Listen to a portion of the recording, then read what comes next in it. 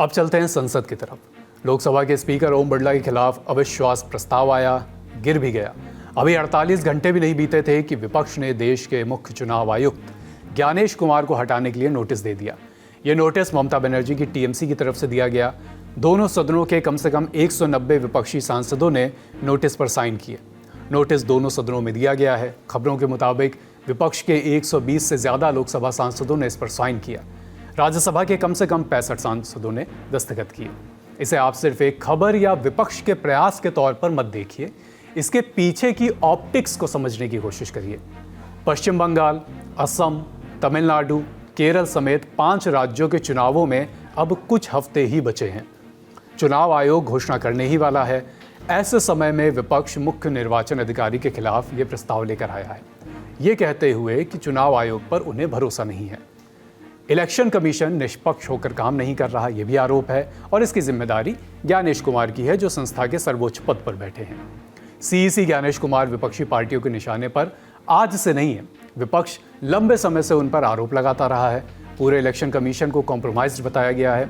एक एक करके हम विपक्ष के कुछ आरोपों पर नजर डालते हैं। इसी हफ्ते सीईसी ज्ञानेश कुमार पूरे पैनल के साथ पश्चिम बंगाल की यात्रा पर थे। चुनाव की तारीखों का कुछ ही दिन में ऐलान होना था। इसी सिलसिले में जायजा लेने वो वहां पहुंचे हुए थे। दूसरी तरफ एसआईआर लिस्ट से लोगों का नाम कटने के खिलाफ ममता बनर्जी धरने पर बैठी थी। तृणमूल कांग्रेस ने चुनाव आयुक्त के दौरे का विरोध भी किया। ममता बनर्जी 6 मार्च से एसआईआर की फाइनल लिस्ट से वोटर्स का नाम काटे जाने के विरोध में प्रदर्शन कर रही थी। चुनाव आयोग ने राज्य में 28 फरवरी को फाइनल वोटर लिस्ट जारी की थी। इस लिस्ट में से 63 लाख नाम काटे गए हैं। एसआईआर के मुद्दे पर ममता बनर्जी सुप्रीम कोर्ट तक गई हैं। ममता बनर्जी पहली सिटिंग सीएम थी जिन्होंने सुप्रीम कोर्ट में जिरह की। इसी साल 4 फरवरी को सीएम ममता ने सीजेआई सूर्यकांत की अध्यक्षता वाली बेंच से कहा कि एसआईआर प्रक्रिया नाम जोड़ने के लिए नहीं बल्कि नाम हटाने के लिए लाई गई है। हम 4 टर्म मिनिस्टर थे, 7 टर्म एमपी थे, लेकिन हम कभी ऐसा इलेक्शन कमीशन को नहीं देखा जिन्होंने इतना एरोगेंट है, ग्रेट लायर है। हम उनको कहा था कि आपको कुर्सी को हम रेस्पेक्ट करते हैं, because no chair is permanent for anybody, one day you have to go, but don't create this precedent and only why Bengal is being targeted. लोकतंत्र में इलेक्शन होता है डेमोक्रेसी का फेस्टिवल, और आपने क्या किया? पहले 58 लाख लोगों को वोट दिया, निकाल दिया, और उनको अब डिफेंड भी करने नहीं दिया। एआई का नाम पे सिवा खाना कौन है?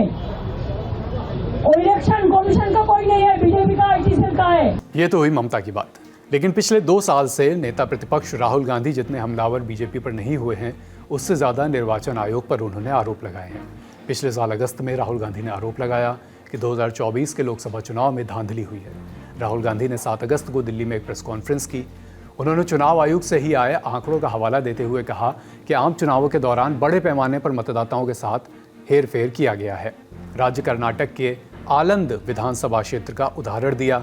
आरोप लगाया कि इन इलाकों में 6000 से ज़्यादा मतदाताओं के नाम हटा दिए गए, जहां उनकी पार्टी मजबूत थी। 5 नवंबर 2025 को दिल्ली में कांग्रेस मुख्यालय में राहुल गांधी ने एक प्रेस कॉन्फ्रेंस की। दावा किया कि हरियाणा विधानसभा चुनाव में 25 लाख वोटों की चोरी हुई। उन्होंने कहा कि उनकी जांच में ये मिला है कि हालिया हरियाणा विधानसभा चुनाव में हर 8 में से 1 वोटर फर्जी है। राहुल गांधी ने इसके बाद एक महिला की फोटो दिखाई थी। तस्वीर एक ब्राजीलियन हेयर ड्रेसर की थी। राहुल गांधी ने आरोप लगाया था कि हरियाणा विधानसभा की वोटर लिस्ट में इस महिला की फोटो अलग अलग नामों से 22 बार दर्ज है। इतना ही नहीं, बिहार चुनाव से ठीक पहले पूरे राज्य में वोटर अधिकार यात्रा भी राहुल ने निकाली थी। ईसीआई के विरोध में 1300 किलोमीटर लंबी ये यात्रा थी। आरोप यही था कि वोटों की चोरी हो रही है। निशाने पर था चुनाव आयोग और मुख्य चुनाव आयुक्त Gyanesh Kumar. That the Chief Election Commissioner of India, Gyanesh Kumar, needs to stop protecting the people who are destroying Indian democracy. We have given you 100% bulletproof proof here. It cannot be doubted. You have seen it with your own eyes, right? EC has to release this data of these phones, these OTPs within a week.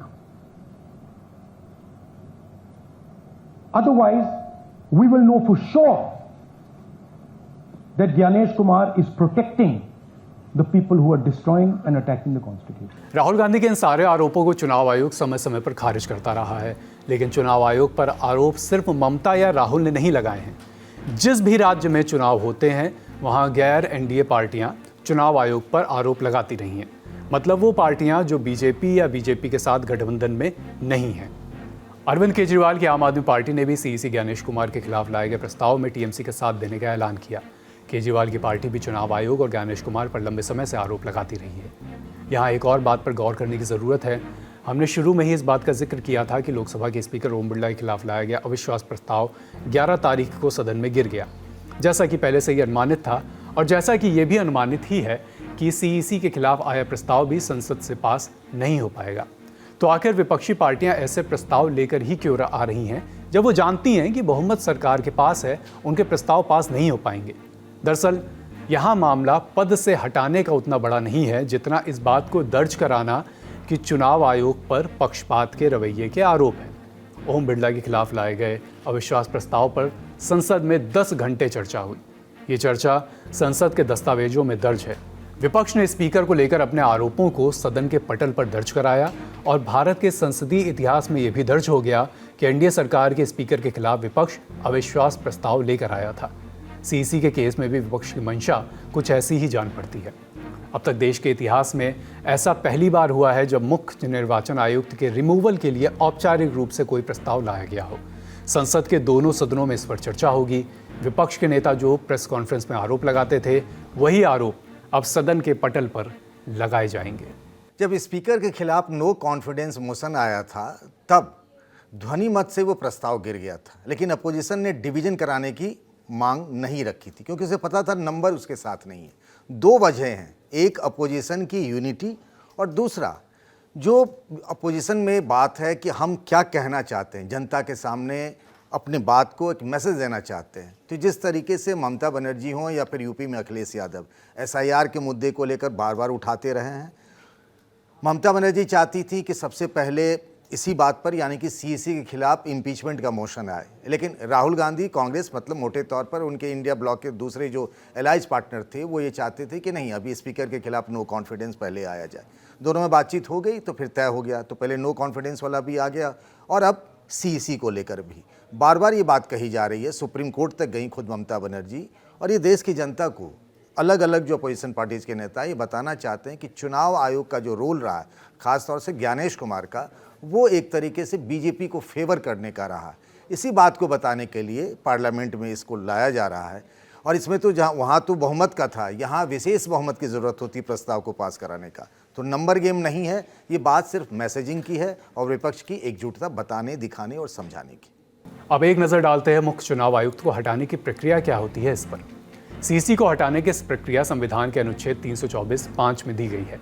प्रक्रिया को आप ऐसे समझ सकते हैं कि मुख्य चुनाव आयुक्त को उसी तरीके से हटाया जाता है जैसे सुप्रीम कोर्ट के किसी जज को, और यह प्रक्रिया सिर्फ मुख्य चुनाव आयुक्त के लिए है।